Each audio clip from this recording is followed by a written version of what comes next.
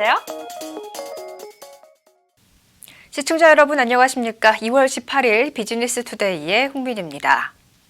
최태원 SK회장 측 법률 대리인이 유튜버 김용호 연예부장의 명백한 허위사실 유포에 따른 명예훼손 혐의로 민형사 소송을 제기한다고 밝혔습니다.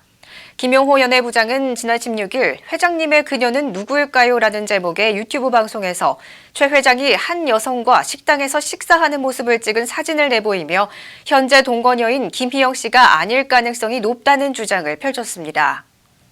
최 회장의 법률 대리인인 법무법인 원은 오늘 입장 자료를 통해 최태원 SK회장이 지난 7일 모 여성과 저녁 식사를 했다는 김용호 연예부장의 유튜브 방송은 명백한 허위사실임이라며 당일 최태원 회장이 식사를 함께한 사람은 TNC재단의 김희영 이사장이라고 밝혔습니다.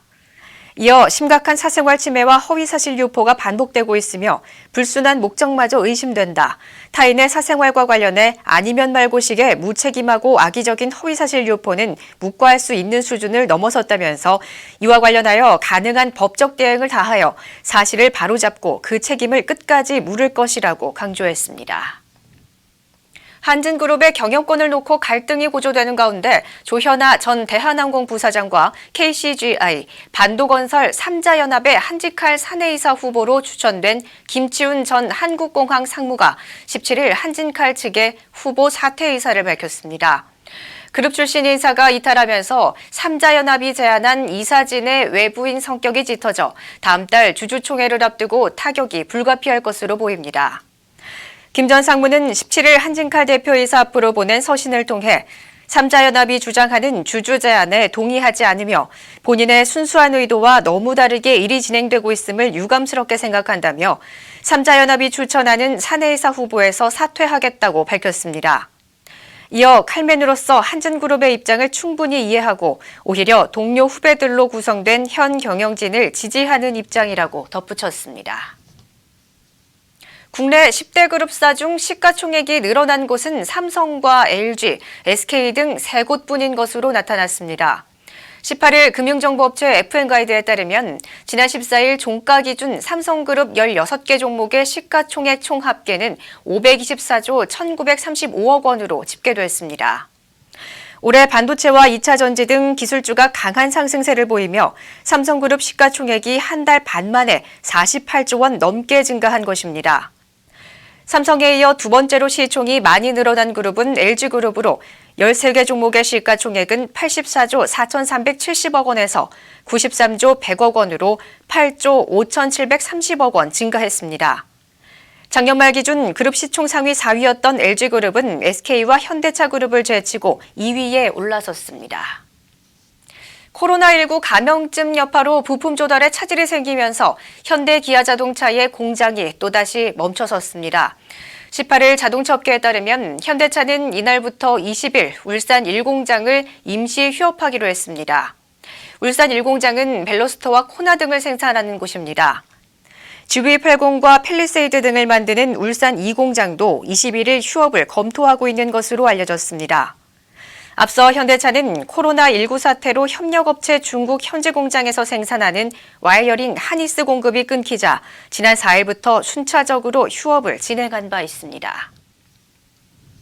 한국타이어앤테크놀로지는 미국 완성차 업체 포드의 상용 트럭에 스마트 플렉스를 신차용 타이어로 공급한다고 밝혔습니다. 스마트 플렉스는 특수 설계한 트레드를 적용해 낮은 회전 저항과 뛰어난 주행 성능을 갖춘 트럭 버스용 타이어입니다. 두 제품은 세계 3대 디자인 어워드로 꼽히는 레드닷 디자인 어워드 2016 제품 디자인 부문에서 본상을 수상했습니다.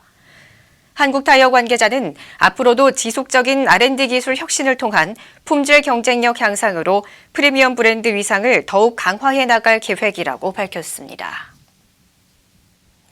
LG전자가 오는 28일 지난해 조직별 경영 성과에 따라 기본급의 최대 500%의 성과급을 지급한다고 밝혔습니다.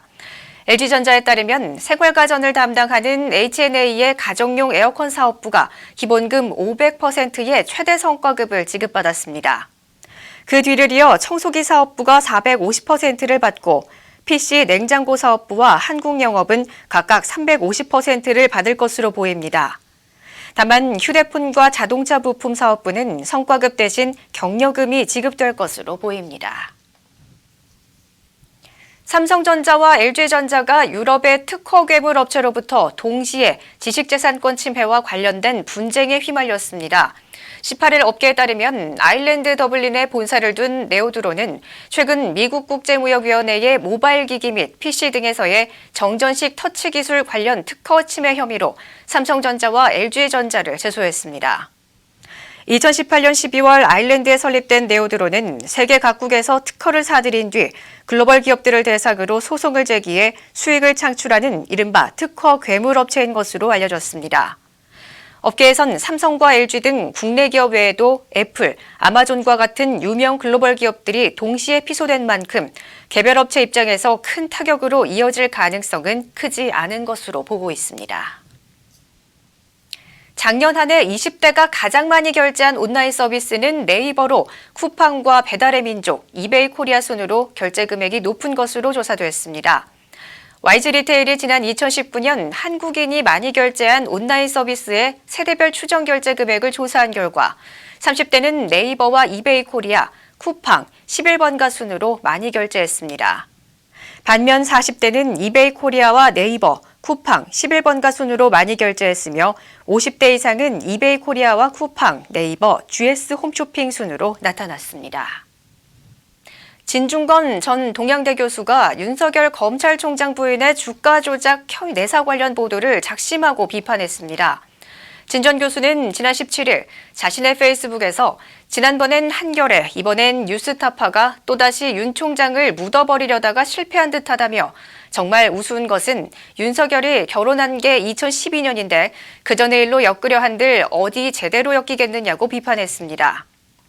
진 전 교수는 이거 청문회 때 내놨지만 영양가가 없어 아무도 먹지 않아서 그냥 물린 음식이라며 그걸 다 리사이클링하더니 명백한 식품위생법 위반이라고 꼬집었습니다.